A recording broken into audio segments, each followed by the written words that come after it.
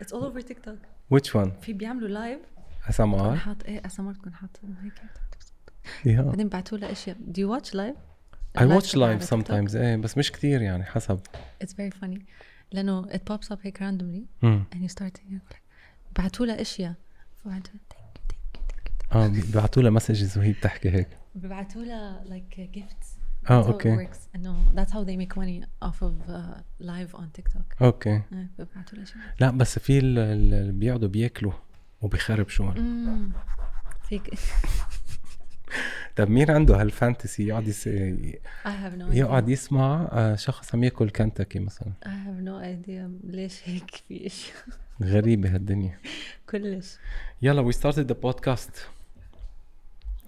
مروة كرم, thanks for coming to my podcast. Thank you so much for having me. كتير مبسوط, كتير سمعت عنك أشياء بتعقد. الحمد لله. بس بتعقد. الحمد لله. مروة كرم, الاسم كرم بس قلتي لي والدك تركي صح. عندهم بيت كرم؟ عندهم بيت كرم. كل لبناني التقي بيه يجاوبني يقول لي نفس الشيء يعني. في هو مارفي كرام, اسمي بالتركي مارفي. I think ما أعرف إذا شفت على الإنستغرام. I've changed this recently actually. بالمدرسة لأنه أنت لما تسجل بالمدرسة الاسم لازم نفس الباسبورت. Okay. فبالمدرسة it was Marve, so everyone would be like oh Merv. لأنه على أساس دا يقروها بالإنجليزي. بعدين I'd have to explain إنه no, it's Marve. Marve MERVE. Okay. بالعربي مروة. Okay. هو اسم يعني مسلم okay. you can say. هذا الاسم بالتركي translated Marve, ما عندنا W. The W is V. W is V. عندنا ال A تنلفظ A. Okay. So إذا كان اسمي مثلا مارفا ماكو هيك شيء فإتس مارفي. Okay. ال E تنلفظ A. Okay. That's why. طب نايس. Yes. بس كرم يمكن نحن اخذينا من تركيش نيم. نحن عندنا بيت كرم كتير. Exactly صح مزبوط. يس. بلشتي بعمر صغير, بلشتي لايك بالميديا, بالادفيرتايزنج كموديلينج بلشتي؟ I used to do شوية modeling. كنت أسوي modeling, كنت أسوي إعلانات. أول شيء كبير سويته يعتبر يعني a big project لما كنت صغيرة. كان عمري 13 سنة تقريباً. 13 سنة. It was a big production. كانت دعاية, بس الدعاية هاي كانت عبارة عن مشهد تمثيلي. It was very challenging. Big production. We're speaking إنه cameras, crew فوق 30 واحد. الكاستنج نفسه كان عبارة عن يمكن they've casted every girl in Dubai. فشي كان كل شيء يخوف. I remember I went with my mom للكاستنج. I still remember المكان كل شيء. I remember what I was wearing لأنه كان يعني the first step getting closer to what I like to be doing. فأتذكر كل شيء عن هذا المكان والبنات اللي كانوا موجودين, بنات من كل أشكال وأنواع وطول وجسم وكل شيء وحلاوة. I was like am I gonna get this. المهم أخذت الكاستنج, أنطوني يعني السكريبت حتى I do the casting. بعدين قعدت ويا أمي and I'm like I'm gonna focus on this, ما راح أشوف أي شيء حواليا. I went in and تعرف الكاستنج البيج برودكشنز أو شيء يكون أكو قاعدين مثلا 5. كانوا قاعدين 5, اللي قاعد يشرب كوفي, اللي هو يلا next whatever إنه هيك شيء ما. I started saying my lines وبلشوا إنه ينتبهون. بلش اللي على دا يشرب كوفي ترك الكوفي, اللي على التليفون ترك التليفون. And I'm like whoa. And they're like can we do another take? I'm like okay sure. شافوك إنك عم تدرسي. إيه شافوني دا أدرس وشافوني إنه I guess I was doing well. فبلشوا ينتبهون. I'm like okay whoa. فسويته مرة ثانية. وبعدين they called me after 3 days تقريبا و they're like you got it.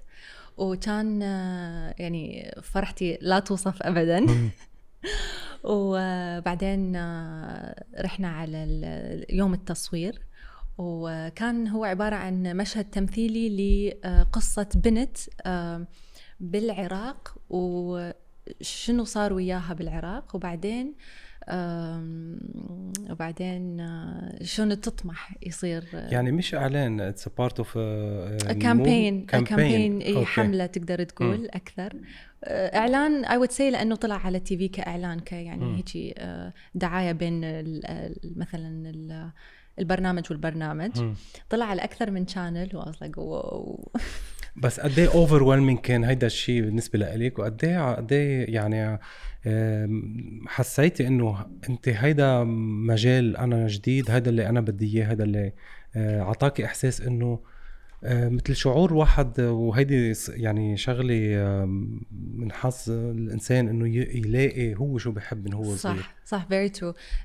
لانه لما وصلت يعني عمر اكبر التقيت بناس ما تعرف شنو الباشن مالتها، شنو الشيء اللي ممكن يقعدون يسووه for hours وما يتعبون من عنده. و I think انا يعني لانه I found my passion او I found شنو الشيء اللي احبه من انا وصغيره عبالي العالم كله هيجي. ف it's very hard لأنه you feel lost, you feel like you're wasting time, بس at the same time what am I wasting time for؟ لأنه ليش أحتاج الوقت هذا؟ لأن ما عندي شيء أسويه، ما عندي شيء أحب أسويه. بس I'm lucky to be one of those people اللي لقوا شيء يحبوه من هم وصغار. How did I find it؟ ما أتذكر exactly، بس it was more like I would sit and watch things for hours وما أكون bored of it at all، ما أكون ملانة من عندها أبدا. فعرفت إنه هو هذا الشيء اللي أنا أريد أسويه، والحمد لله لأنه sometimes you spend years ما تقدر توصل لهذا الشيء، بس الحمد لله يعني أكو أشياء ساعدتني والتقيت بناس إنه ما ساعدت، بس التقيت بناس هواية ساعدت وكانت يعني مهمة وقفت بطريقك. بس هيدا الموضوع كتير مهم لأنه مثل ما قلتي في أشخاص بياخدوا وقت كتير ليلاقوا هن شو بيحبوا، بضلوا they are doubting إنه مثلا يمكن مش هيدا الكارير. أنا مريت فيه بفترة معينة إنه بس كان على طول عندي الهدف إنه بدي وصل لشيء artistic، يعني مش عارف شو هو بس بعمر صغير يعني، بس إنه دور وحاولت، بس حسيت إنه it clicks. عرفتي كيف؟ إنه exactly this is what I want. أنت حسيتي بهذا الشعور إنه yes big time إنه it clicks immediately؟ شعور كلش حلو، شعور كلش حلو I think. وكل أحد أحس يمر بهذا الشيء، يعني إذا قعدت وحكيت ويا أصحابي أو شيء كلهم when they find their passion يقولك إنه I just went there و I felt like I can do this for hours بدون ما أمل من عنده. و no matter what the pay is، هواية من عندنا نشتغل بدون مرات خصوصا بهذا المجال without يعني a proper pay، أو لما تبلش أنت تعرف internships whatever الماركت بيه هواية ناس، فيقول لك إنه أقبل أسوي هذا الشيء بدون مقابل أكيد. كبير لأنه أحب أسويه. مظبوط. وانا بعتبر هذا الشيء كمان منه يعني البيمنت منه مهمه اكيد قد ما الواحد خلص يعمل الشيء اللي بحبه بالبدايه بالاول بس بالبدايه exactly حتى ما حتى يستغله بس ما يدور على انه معاش افضل اذا كانت وظيفه ولا بيمنت افضل او يمكن انتقال على منطقه او بلد افضل صح. انه والله بس فيها يعني انكم اكتر صحيح. لا يدور على هيدا الشعور اللي انت حسيتي فيه بالبداية انه هيدا كارير او هواية انا بحبها.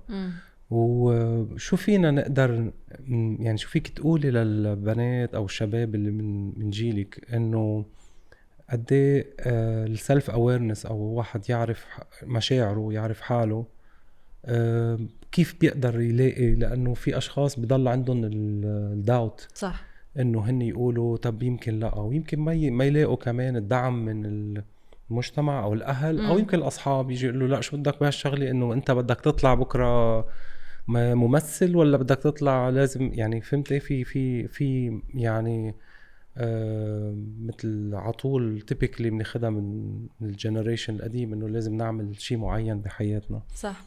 فشو في أشياء ممكن أنت تفيديها للجيل اللي أنت من عمرك إنه يقدروا يستفيدوا من هالتجربة اللي أنت حسيتي فيها؟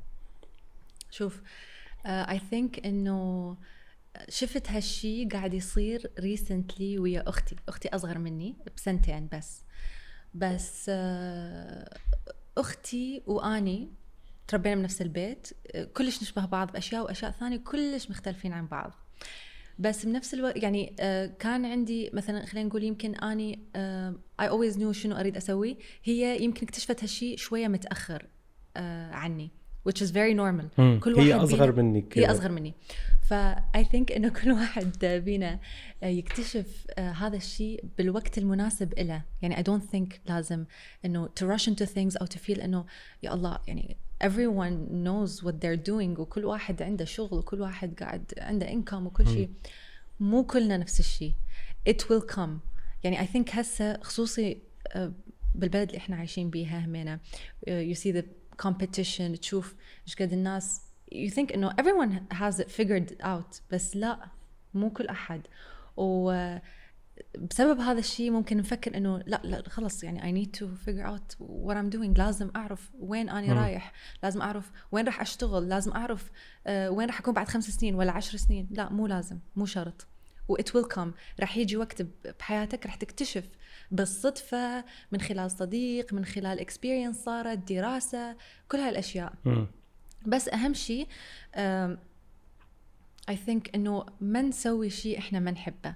يعني لأنه هذا الشيء شفته مع a couple of people that I've met وصدق تحس إنه أنت عايش مو لنفسك و this is very wrong. يعني لازم كل شوية إنه إحنا مثلا اليوم أنا أحب أكل أكلة معينة أروح أكل هاي الأكلة المعينة. أحب أزور بلد معينة أروح أزور البلد. مو لأنه أحد قال لي لا تزور أو لا تأكل هاي الأكلة أو لا تسوي هذا الشيء ما أسوي.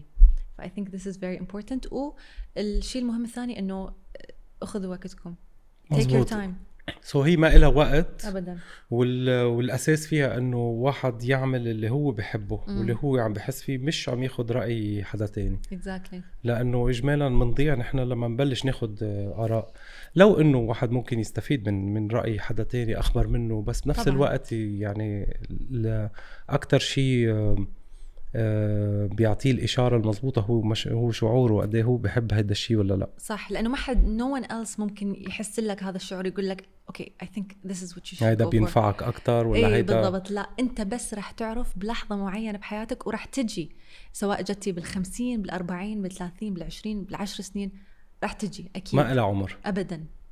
يعني هذا الشيء بيعطي يمكن هيك مثل تفاؤل لأشخاص كتير. صح. إنه it can be any age أي عمر ممكن تلاقي وممكن واحد يكون ظروف ما ساعدته يعني ما يلوم نفسه الشخص طبعا على إنه هيدي أنا ما عملتها أو أنا مش عارف شو بدي ساوي أو كذا. وظروف الحياة مرات بتكون صعبة بنجبر الواحد يعمل أشياء ما بحبها. أكيد طبعا. يعني مش كل العالم عندها الحظ أو هالمجال إنه يقدر يعمل اللي هو بحبه يعني. بس بيقدر صح. واحد كمان يوفق بين اثنين.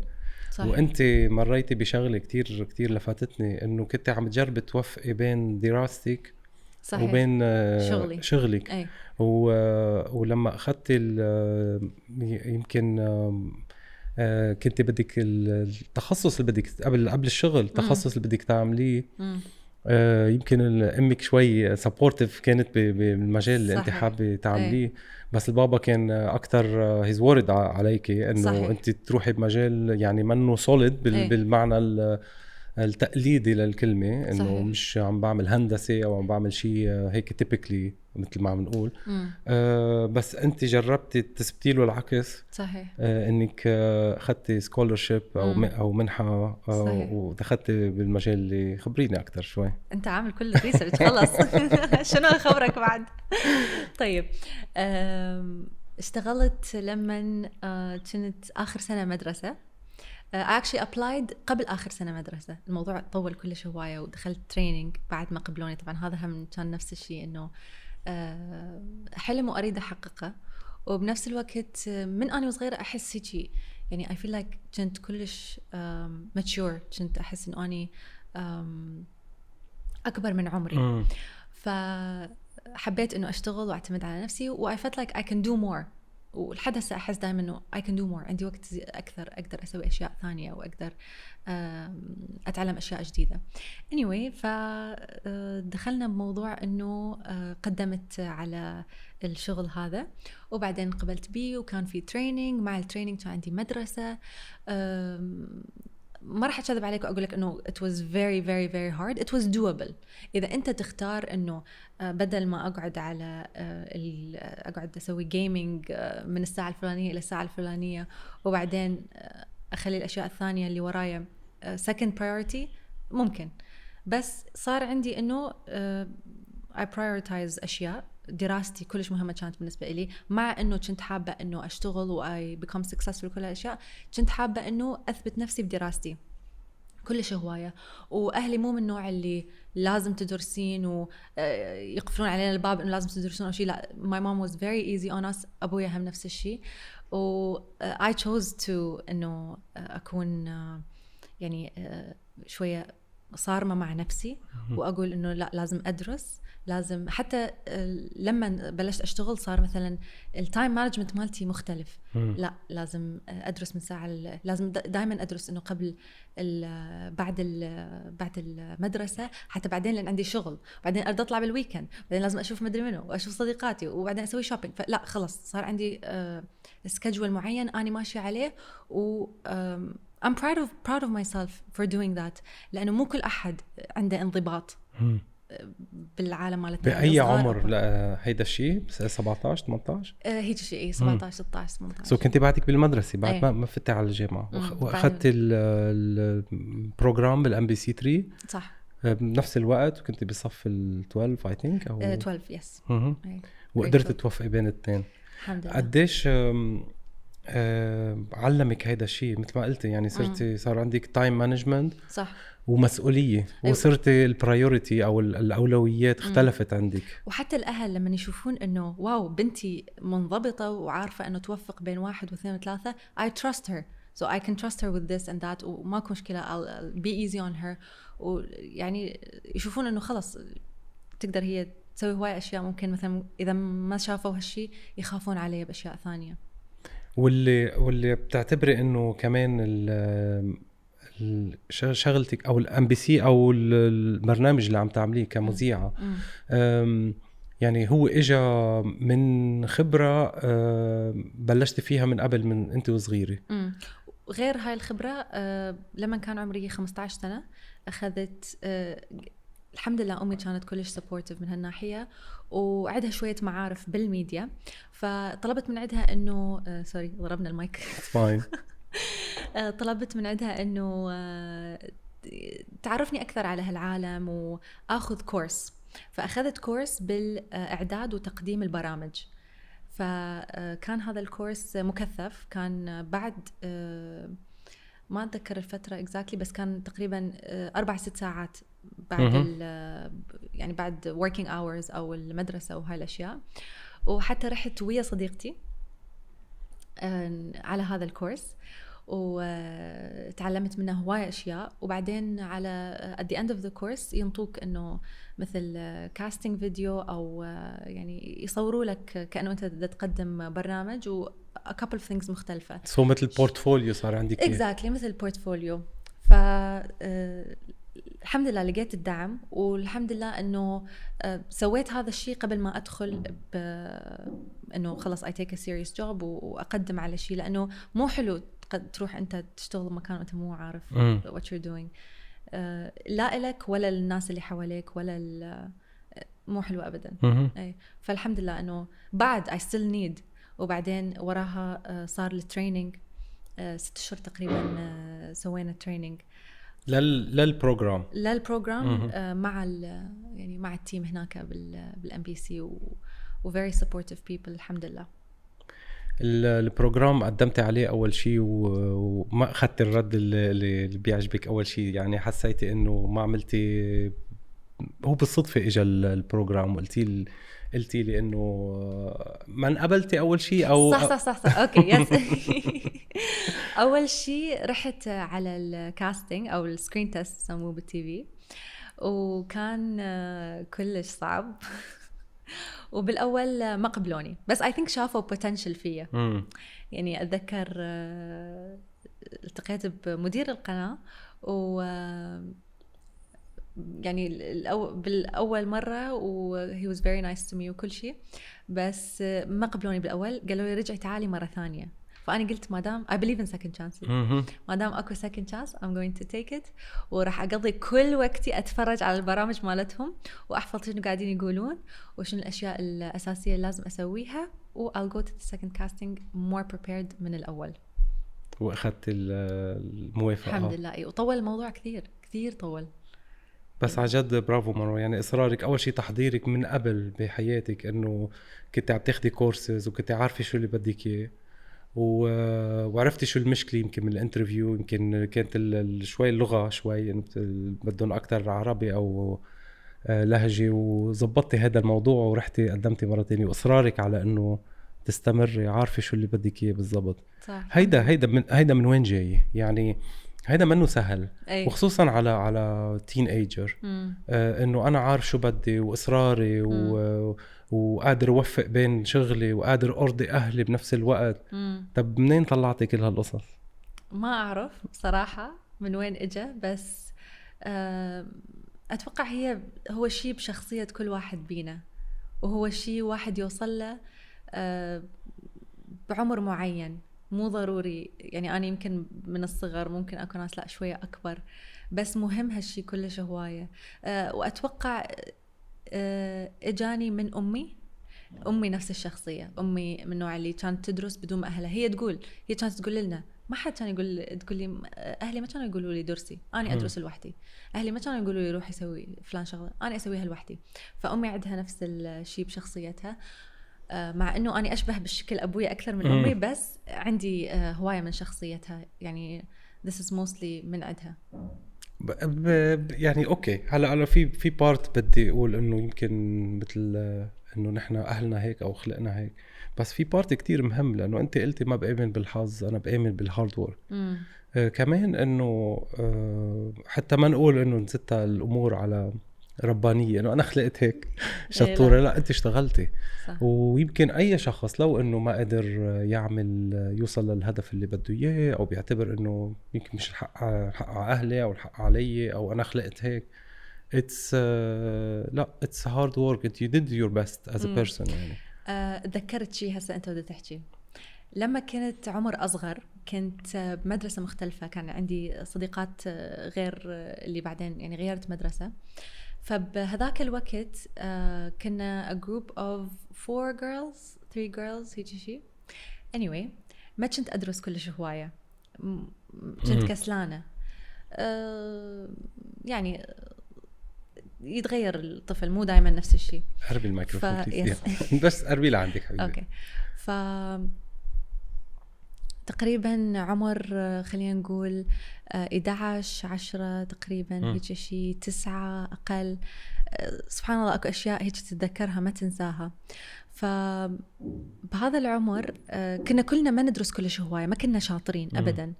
واحدة من البنات اللي بالجروب هذا of friends فجأة جابت علامات كلش عالية بالامتحانات. كان وقت الميد تيرمز وهالأشياء. هاي عم تدرس من وراكم. بالضبط. إيه؟ فأنا بلشت أفكر إنه واو أوكي حلو how to be like that. ففي شعور يعني a combination of emotions that you feel لما تشوف الناس اللي حواليك قاعدة they're hustling, they're working hard. أنت تريد تسوي نفس الشيء، لأنه يعني ما راح you're not gonna spend all of your life تكون هيجي بس ماشي وخلص. يعني not do anything special or extra. بتحسي من شخصيتك تغيرت، بتغاري هيك او you get like انه اذا شفتي حدا ناجح انه انت بدك تصيري يعني هيك you get الايموشنز تبع. طبعا اي I think يمكن قلت عن قبل شوية أو هواية ما أعرف، بس بنفس الوقت that's why I think competition is very important. لأن أنت قاعد تشوف الدنيا كلها و I think هذا الشعور مال الغيرة كلش مهم، بأنك توصل لمرحلة أنه تلقي الباشن مالتك. كلش مهم هذا الشعور. يمكن الناس ما تحكي عنه هواية، بس إذا تفصل الإكسبيرينسز مالتك مال شلون تغيرت. وطبعا كل واحد يمر بإكسبيرينس مختلفة، I think هذا الشعور كلش مهم. هيدي الغيرة الحميدة مش بدون حسد. إنه أنا I want to stand out I can still do the same. أو فيني أعمل نفس الشيء. صح. كتير مهمة. عندك هاي الشخصية؟ عندي إيه. I think كل أحد عنده. I think حتى أختي مرت بهذا الشيء. اختك اصغر منك بسنه ما هيك؟ أي. او سنتين اي. وشو مجالها؟ fashion design. اوكي. Yes, she's a fashion designer. هسه she's starting. I'm very proud of her لأنه she's working really hard. وعلى قد ما العالم تفكر إنه الفاشن ديزاين is خلص just get a design, give it to the tailor, خيطة خلاص بعتي. بس it's يعني لأنه هي أختي ولأنه قاعدة أشوف شلون قاعدة تشتغل، صرت أعرف إنه شقد صعب الموضوع. حتى مرات أقول إنه شلون أقدر أساعدك. لا أقول شلون أقدر أساعدك إنه ممكن أروح أني أخذ المقاسات أو شيء. It's like it's not that easy. مو هالدرجة سهل الموضوع. I'm proud of her. Yes, sure. I tell her this. It's very important. إنه you tell the people إنه أنتوا فخورين بيهم. أكيد أنت أختها الكبيرة وعم تدعميها. أوكي، نحن فتنا على التي في وبلشتي بروجرام للأطفال. قديه هيدا الشيء بيقربك لإلك يعني كشخصيتك إنه تقدمي هاي الأنواع من البروجرامات، أو كانت بس مرحلة، أو هي لهلأ مرحلة إنه مجرد إنه تطلع على الإعلام، تطلع على العالم عن طريق التي في والكاميرات، وتتعلمي أكتر البروفيشنال انفايرمنت اللي انت فيها، او هيدا الشيء انت حسيتيه بتحبيه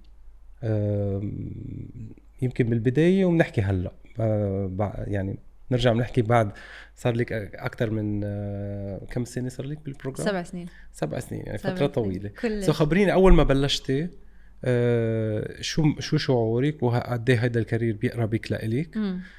بعرف بتحب الإضاءة، بعرف بتحب السينما وتكوني ممثلة وإعلامية، بس خبريني من البداية مشاعرك كيف بلشت من البداية. خلينا نقول إنه يعني ما كان ببالي برنامج معين أو إعلامية معينة أريد أكون نفسها بالضبط. عمري كان صغير والحد هسه يعني I think فيسمح هذا الموضوع أنه أقدم برامج الأطفال. برامج الأطفال challenging، مو سهلة، بنفس الوقت ممتعة جدا، بنفس الوقت أنت توصل للبيت كله. يعني البيت كله يعرف أنه مثلا ابني أو بنتي قاعدة تتفرج المذيعة الفلانية أو البرنامج الفلاني. لما نسوي إيفنتس لها خاص بالبرنامج مالتنا أو برمضان أو whatever، يعني نلتقي بالناس نفسهم، بالأودينس مالتنا يجي بمكان معين، تلقي العائلة كلها تجي، الأب والأم والخالة وكل أحد جاي مع الأولاد.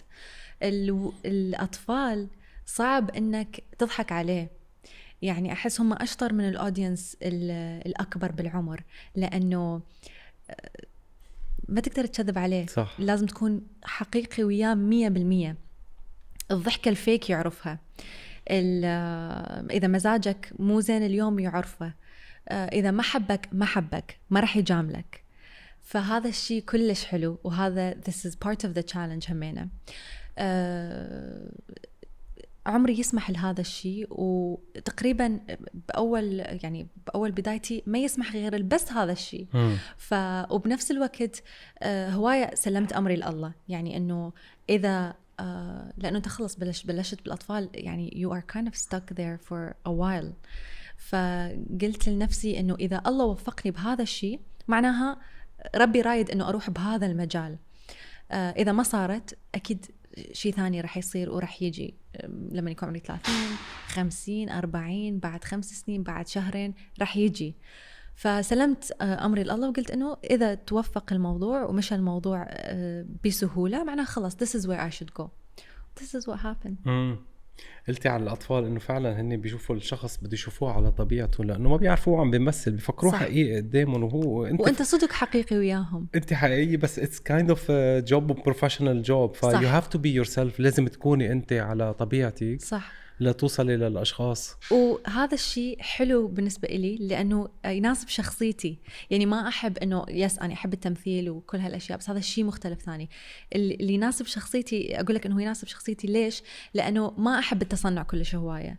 يعني إذا التقيت بأحد، حتى هذا الشيء أصدقائي يقولوا لي عنه، إنه أنت مرات كلش سوشيال ويا ناس ثانية ما تفتحي مواضيع، يحسون انت you don't like them. اقول لهم لا، لانه مرات احس انه I click with someone و I find them special، او اشوف انه في شيء بيناتنا اكو مشترك، فافتح conversations واصير احكي لساعات مثل ما صار ويانا قبل شوي.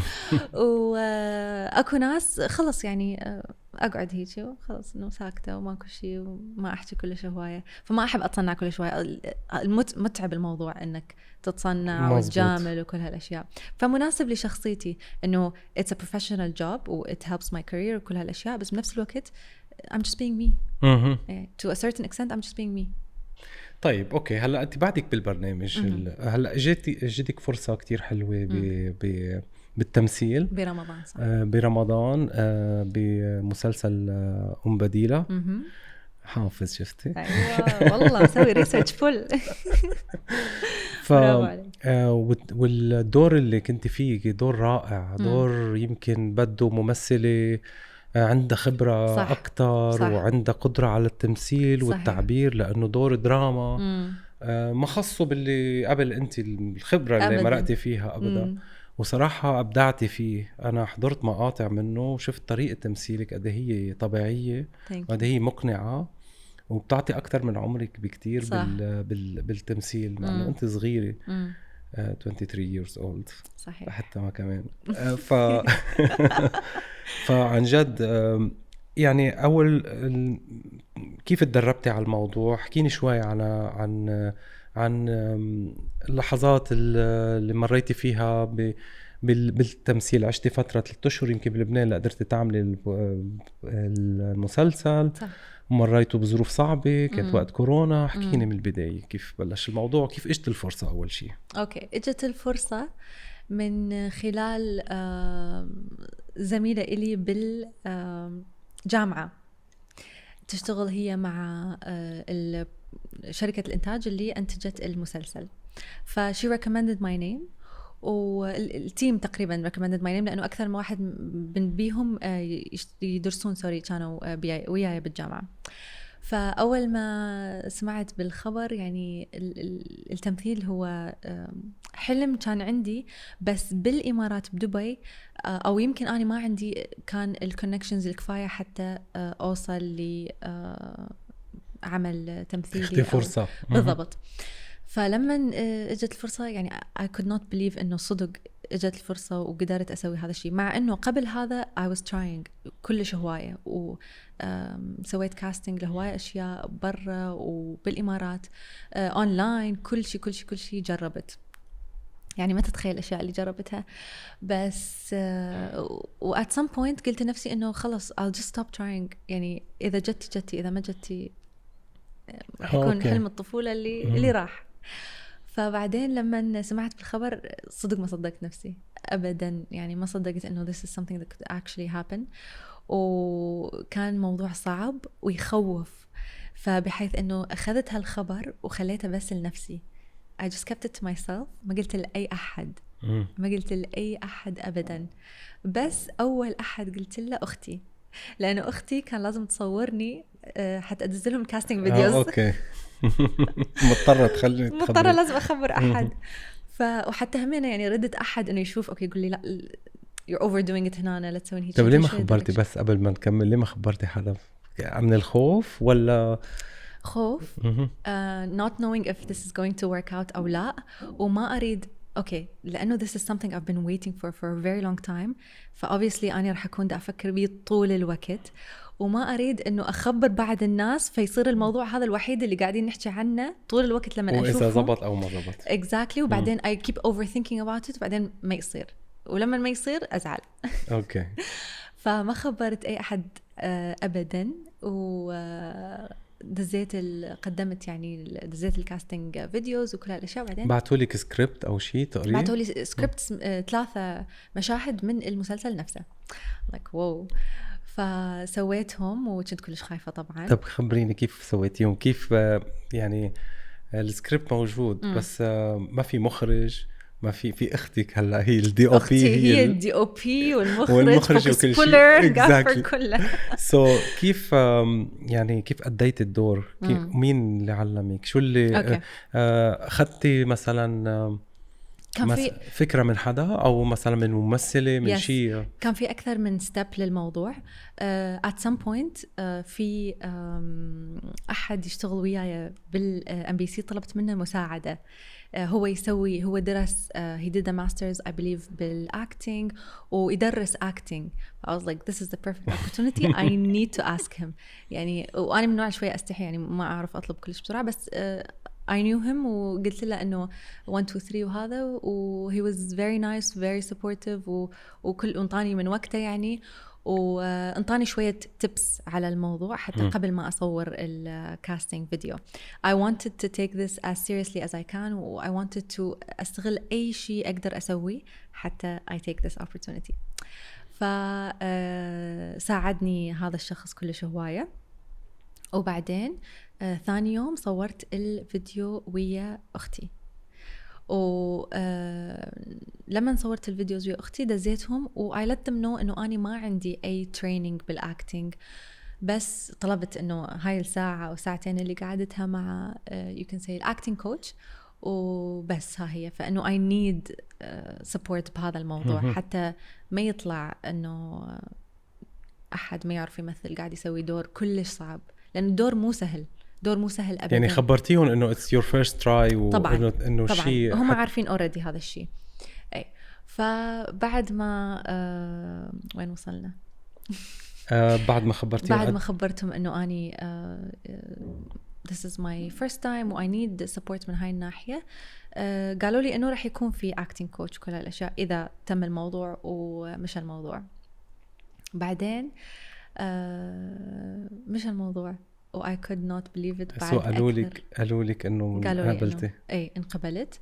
قالوا طبعا I need some training which was available لما رحت على لبنان. بعدين كان في acting coach ويانا والمخرج طبعا حتى المخرج انت استضافته ديفيد أوريان.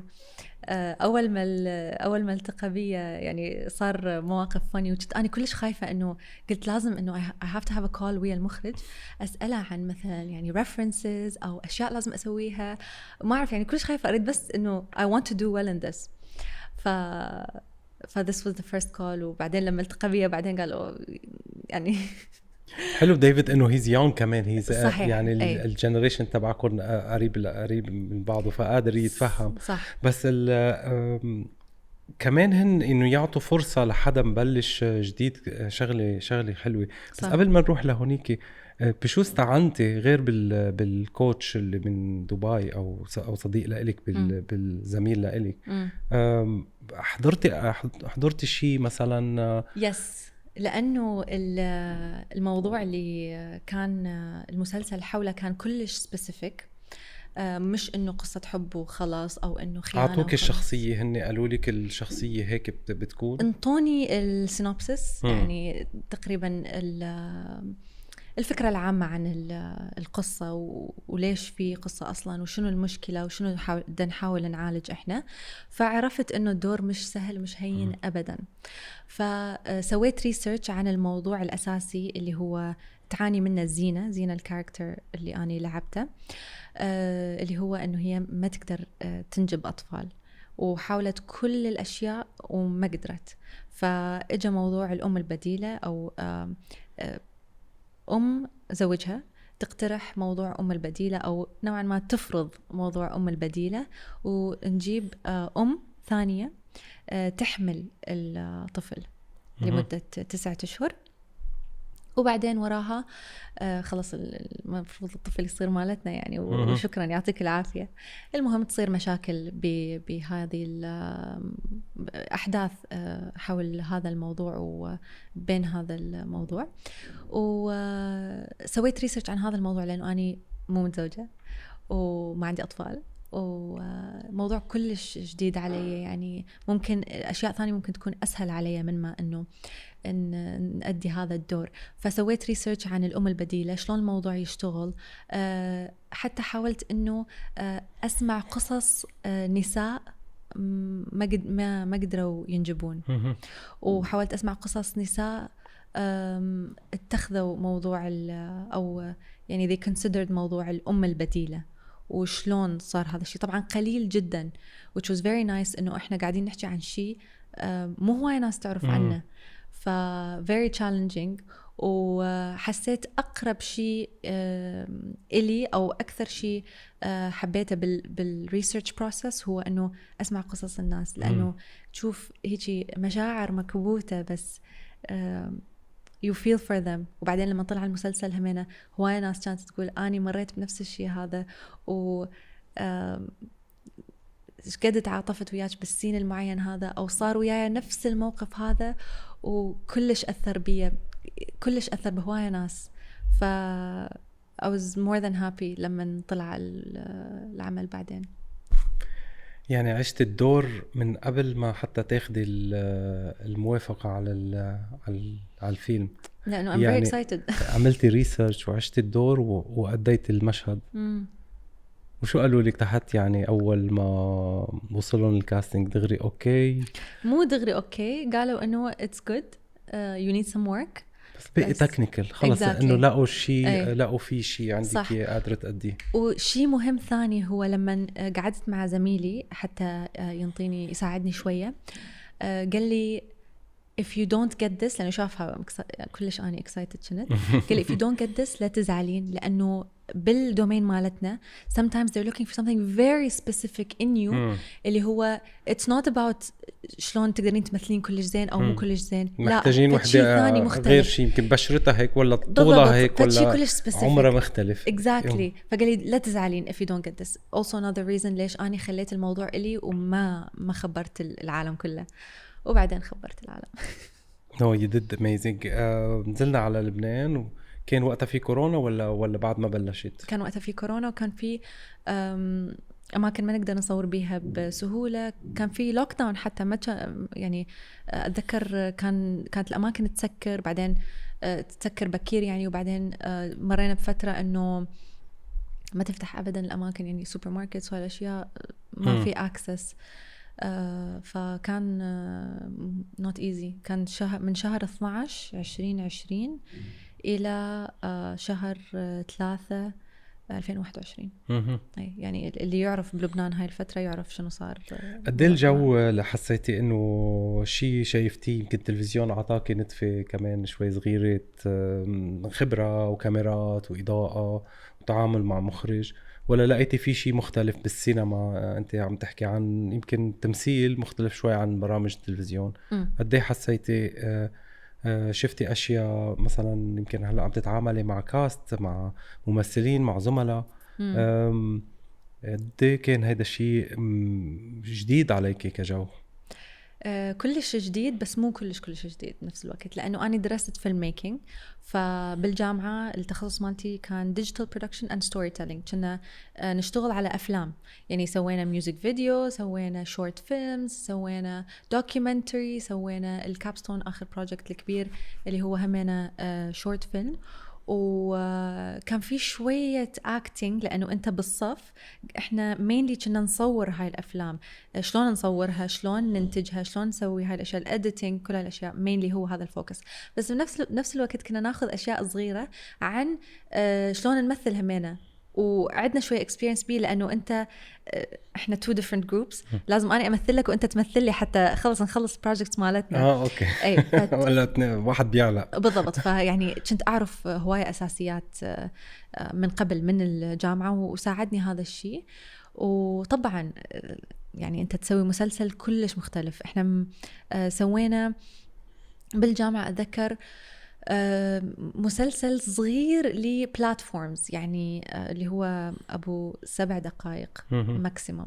أنت قاعد تشتغل على عمل لرمضان تقريبا 30 يوم بالضبط، والديوريشن مالت الحلقة تقريبا ساعة. فالموضوع مكثف بكثير. يعني شفت شلون هذا الشيء يصير على أرض الواقع وإنت بيه. الكرو طبعا أكبر بكثير، كلهم عندهم خبرات، مشتغلين على 5000 مسلسل قبل ما أنت تبلش بهذا. فكان كلش مختلف. It was very exciting بنفس الوقت، إنه بس أريد أشوف إنه أتعلم شلون هاي الكاميرات قاعدة تشتغل، مثلا هذا دوره شنو يسوي، لأنه موضوع الكاميرا يعني أنت يثينك إنه والله يمكن 3 ورا الكاميرا، في 500 مليون واحد ورا صح، الكاميرا وإضاءة قدامهم. بالضبط، صعب، مو سهل أبدا.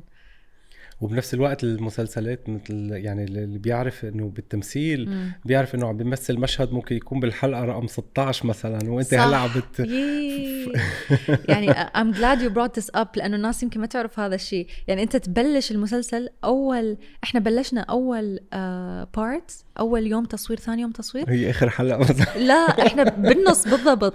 انت بالكلايمكس صاير، او خلص انت صاير بالحبكة داخل بالمشاكل وهذا. والحلو انه يعني احنا لما نشوف المشاهد نتذكر ونعرف ونشوف مثلا والله تطورت اني لما صورنا المشاهد المعينة هاي، بس المشاهد ما يعرف اكيد. بس yes this was very funny، لانه اني كل تصوري انه خلص احنا حنصور، بلش اول حلقة وثاني بلش اول حلقة وخلص. يعني الموضوع حتى بنفس الحلقة مش ما في ترابط بيكون بوقت التمثيل، يعني بتكون عم بتحطي مشهد انت المشهد ومش مرتبطين بعضها، فبدك تربطيهم براسك، بدك تدرسي كتير لحتى تفهم القصة، لتعرفي انه هاي اللحظة هي موجودة بالمكان المعين وهي مشاعرها للممثلة وهيك بدها تعطي. صحيح. وساعدني بهذا الشيء الاكتنج كوتش والمخرج همينا مع بعض. كنا يعني سهل. ديفيد كان معك ولا شو الوضع؟ لا ديفيد يخبل يعني صدق، لأنه عمره قريب من عمري مثل ما أنت قلت. he's very young. ما تحس أنه أنت قاعد تتكلم مع شخص مو فاهم أنت شنو قاعد تقول، متفهم كلش، ينطيك وقتك. يعني أحس أنه صدق انطانا أكسترا من أشياء اللي هو لازم يسويها، بعد انطانا زيادة. وصرنا أصحاب. حلو هذا الشيء، لأنه تصير ترتاح للمخرج، مو خايف منه وحاس أنه هو بعالم وأنت بعالم ثاني، لا بالعكس. مزبوط. والجو كمان كان مثل ما قلتي، لأنه كان في لوك داون، فأنتوا أصحاب مجبورين خلص مجبورين يعني تاكلوا تشربوا وتقعدوا. بالضبط. احنا كنا نتسلى مع بعض ونشتغل مع بعض وكل شيء مع بعض. بس ده ما في جو الغيري موجود، هيك بنت صغيرة وحلوة مثلك مثلا رايحة وهيك تلاقي انه مثل جو تنقول الممثلات وهالاشياء اللي بنشوفها مرات بالافلام نحن، انه في مرات بيكون في غيرة وفي بيكون في بعض الامور اللي بتصير بالكواليس. ففي شيء هيك مواقف مرقت معك يعني صراحة؟ مش رح خبر ديفيد. البودكاست رح يصير برايفت، بس انا وانت نشوفه، ما حد I would say لا. ايه يعني مو ما صار شيء. يعني جو الشهرة موجود فيه هيدي شوي التنافس. طبعا اكيد طبعا، ومو بس يعني باي مجال. يعني انت اذا مهندس ومهندس قاعدين مع بعض و they're competing على ياخذون انه بروجكت معينة او يبينون هم اللي احسن من اي احد ثاني، تصير دكاترة بكل مكان تصير موجود هذا الشيء اكيد طبعا. بس ما حسيت انه كان عائق او يعني اثر علي بكلش بشكل سلبي. طبعا كان في كمية معلومات واشخاص ووجوه وبلد جديد، يعني you're overwhelmed مليون، لانه كل هالاشياء قاعدة تصير. بس الحمد لله كان الفوكس mainly على انه خلص to get the job done، وانه to prove myself، لانه اوكي هاي فترة قاعدين نمر بيها صعبة، بس بعدين العالم كله راح يشوف هذا المسلسل، ف make it worth it. وهذا كان اهم شيء. والحلو انه كنت عم تقوليه باللهجتك، باللهجة العراقية الحلوة تبعك. وكان في لهجات مختلفة، يعني كان لبناني وعراقي، ما بعرف إذا كان في لهجة تانية. صح، لبناني وعراقي، لأنه كانت القصة بلبنان مع ممثلين لبنانيين ومع ممثلين عراقيين. فحتى موضوع اللهجة، يعني أنا مولودة بالإمارات، كان أكو كلمات أنت تشوفني أحكي عراقي، بس أكو ناس تانية تحكي عراقي بعد أكثر وأكثر. يعني لأنه إحنا نميل للهجة البيضة هنا بالإمارات، حتى الكل يفهمنا شوية. بس فحتى موضوع اللهجة كان في كلمات ما أفتهمها، فالحمد لله كان يعني الممثلين كل أحد هناك كنت محظوظة بهيجي كاست وكرو. اوكي مروة، بعد هيدا العمل وهيدا العمل اللي هو كتير مهم لأنه أول عمل طلعتي فيه، صح. حطيتي ستاندرد معين، وأكيد رح يجي فرص أكتر إن شاء الله بالمستقبل، ويمكن هلأ عم ينعرض عليكي فرص كتير. بس قبل ما نحكي عن هيدا الشيء، انت قلتي انه نحنا الايمج تبعنا هو البرودكت اللي قاعدين نشتغل عليه for the future. يعني أي اختيار بنختاره هو بنكون نحن عم نعمل identity تبعنا اللي هو مجرب لاقي الكلمات بالعربي، يعني اللي هي الهوية الشكل صحيح. أو الهوية كبرودكت كمنتج معين. نحن كأشخاص، وهي أنت قلتيها، نحن منتج للمستقبل to be discovered. ولاحظت عليك أنك كتير بتهتمي بالأشياء اللي بدك تختاريها. يعني بتستني لأنه عم تعطيها مجهود كتير كبير. صحيح. شغلتين بدي أسألك إياهم. قد ايه التلفزيون إجا وقت نغير ونروح على السينما، وشو الفرص اللي عم تجيك من ناحية التمثيل؟ أوكي. التي في نغير أو لا، لما أقعد ويا نفسي أشوف أنه بعد أكو وقت أحس. طبعا التمثيل صار شيء جديد بالنسبة إلي بعده، لأنه بس عندي one experience بي. كلش عندي هذا الشعور اللي هو أنه أريد أكتشف نفسي بيه أكثر وأكثر، لأنه it's very challenging ومختلف كلش هواية. مع أنه الناس تشوف يمكن تقول لك أنه مذيعة وممثلة عادي، يعني ممكن يسوون الاثنين مع بعض. في مطربين بعد، مطربين بعد، يوتيوبرز كله. يعني حابة أكتشف هذا الموضوع أكثر. as long as I can do both، بما أنه أنا شخص يحب أنه يعني إذا في أي فرصة أقدر أكون بيها وأستمر بيها راح أستمر بيها.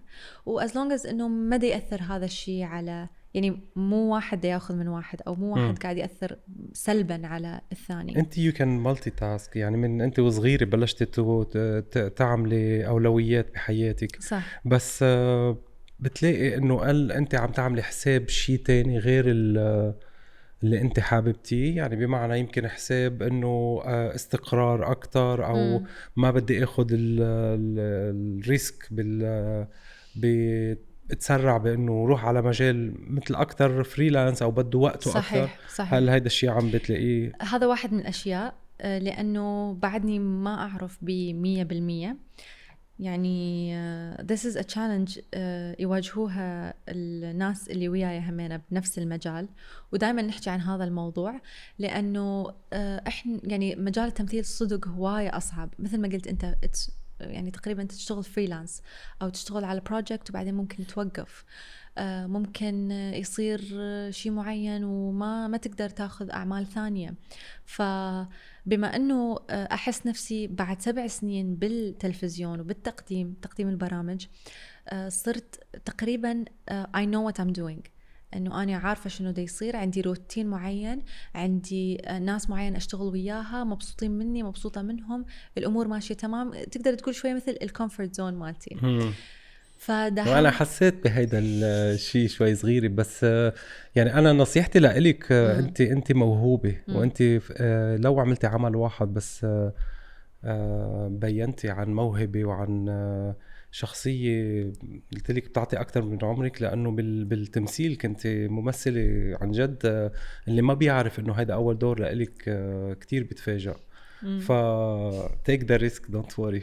ما هو I'm taking the risks، بس I'm trying to be smart about it. يعني أكيد ما راح أترك كل شيء وخلاص I go for something crazy. يعني بنفس الوقت مخلية الأوبشنز مالتي مفتوحة، بس مثل ما قلت لك مستمرة لحد ما أقدر أستمر، ولحد ما أحس إنه خلاص يعني.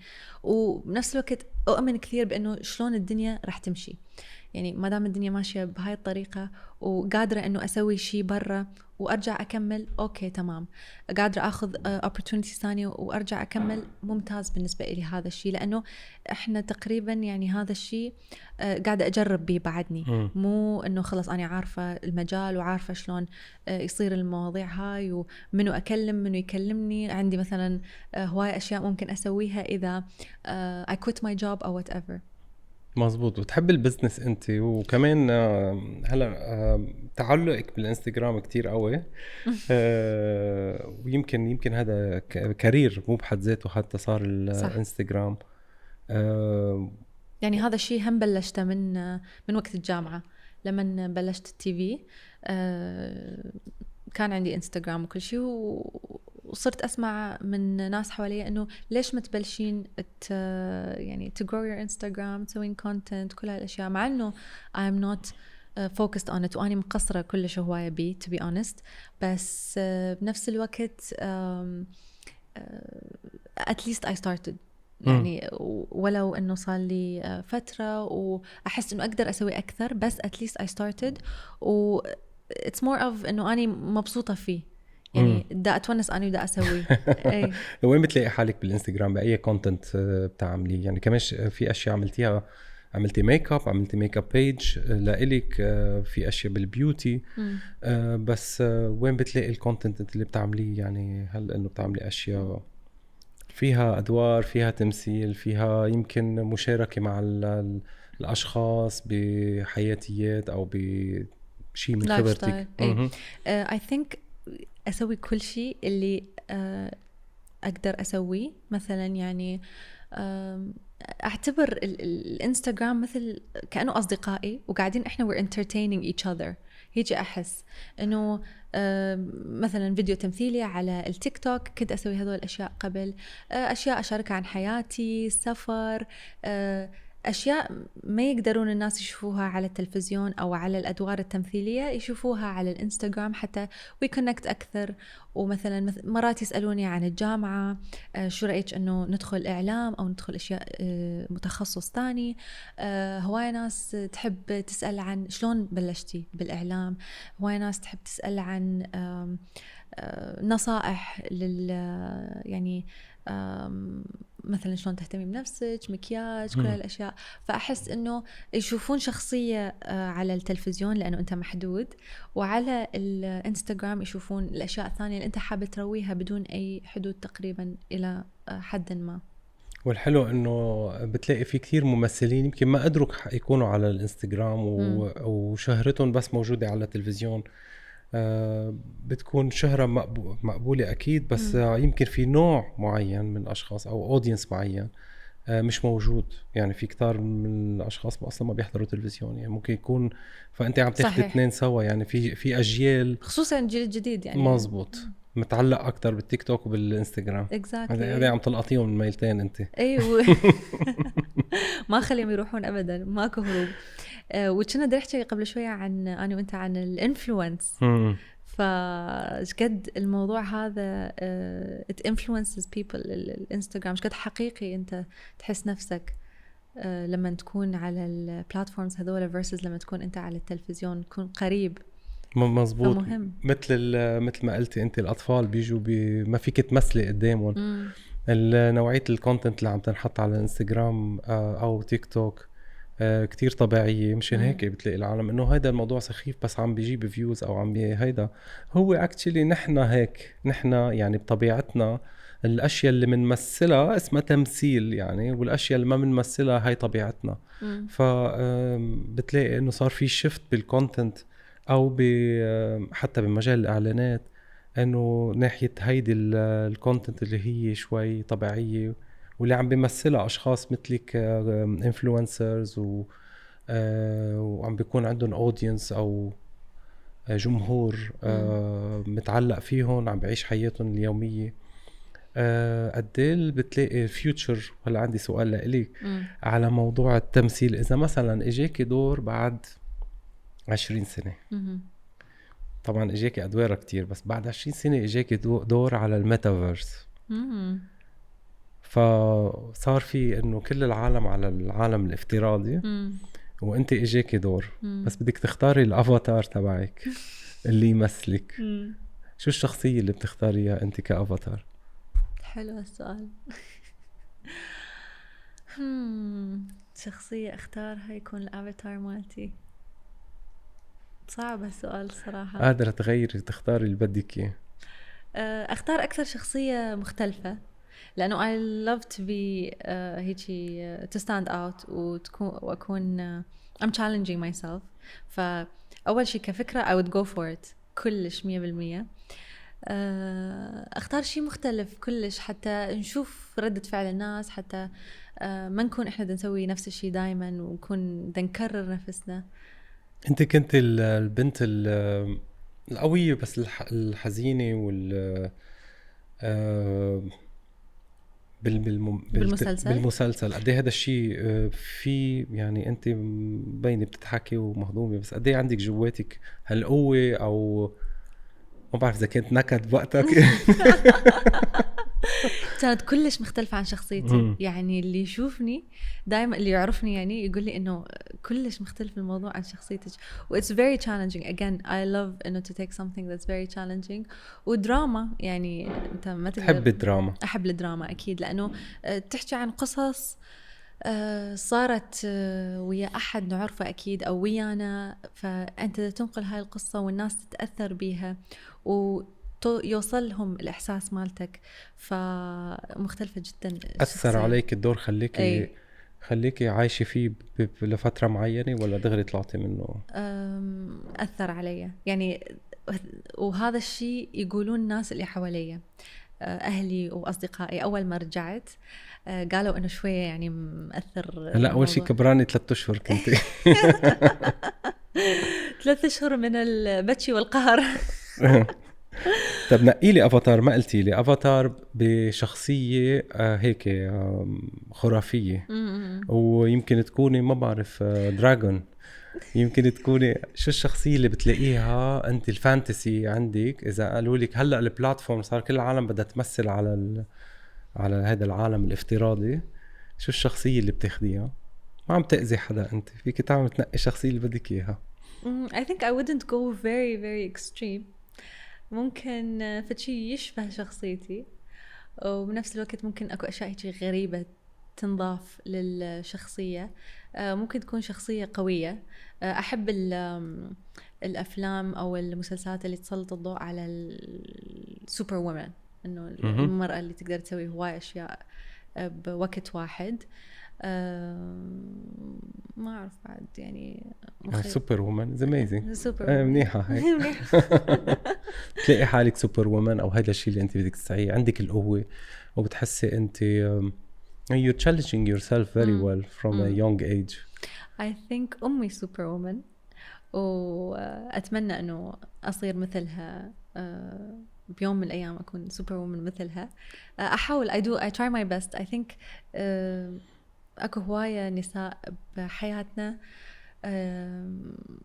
يعني نحتاج أنه نقدرهم بأشياء يسووها، لأنه صدق if you think about it أمهاتنا أو النساء اللي بحياتنا اللي حوالينا، خالاتنا، عماتنا، يمرون بأشياء كلش هواية، بس بنفس الوقت تلقيها أولادها يعني ولا أحسن،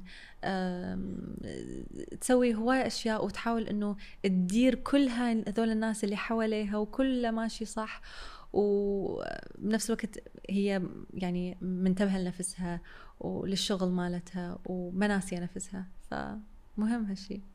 انت your mother is your role model قلتي عنها. اي اكيد، الله يخلي لك اياها. ويخليك. thank you so much for coming to my podcast. قبل ما انهي في شيء هيك حابة تقوليه ولا في شيء حابة أقوله؟ لا thank you very much. كلش ارتاحت بهذا البودكاست وكلش تونسنا، وأسئلتك كانت كلش حلوة، وما حسينا أنه أسئلة، كأنه بس قاعدين نسولف ونحكي مع بعض. وآخر شيء هو أنه إن شاء الله رح يكون إلي شيء برمضان هذا، لأنه هذا أكثر سؤال أنسأله. وهذا أنا ما سألته هذا السؤال، بلي سألته بس أنا ما جاوبت. لا you asked، قلت إنه في شيء جاي بس ما جاوبت على هذا السؤال، بس حتى أجاوب عليه. طيب يعني قبل ما أنهي، شو هو هذا الشيء اللي جاي أو شو نوعه، حتى ما تقولي لي إذا ديتيلز. شوف ليش قلت اللي قلته هسه، لأنه كل ما ألتقي بناس خصوصي هسه recently كنت بإجازة بتركيا، فهواية ناس كنت ألتقي بيهم يسلمون علي، ماكو شيء، ما عندك شيء، اختفيتي، ما صارت ظروف فما قدرت أكون موجودة برمضان اللي فات، بس إن شاء الله رح أكون موجودة برمضان هذا. في شيء معروض عليك؟ يس، بس ما أقدر أحكي عنه لأنه بعدنا يعني بالفيزز الهيدا. فيز اللي مين خبرتي أختك ولا بعد؟ خبرت أختي. لا هالمرة تغيرنا خلاص، صرت ممثلة أوريدي فأقدر أخبرهم. خبرت أختي وخبرت يعني كم أحد. إن شاء مسلسل ولا فيلم؟ مسلسل برمضان إن شاء الله. فيه كوميدي ولا دراما؟ شيء مختلف إن شاء الله. بطولة؟ إن شاء الله. إيه يلا amazing good luck. Thank you so much. good luck. أنا كتير انبسطت فيكي وأنا كتير أكثر. معجب فيكي وبالكارير وطموحك وطريقة يعني قراراتك اللي أخذتيها بحياتك بين الدراسة وبين شغلك ما بيقولوا you're persistent على أنه تاخدي أي دور وأي تشالنج وما تقولي أنا فشلت من أول مرة في أول مرة وثاني مرة وثالث مرة إن شاء الله. Thank you so much. Thank you مروة. Thank you لك. All right.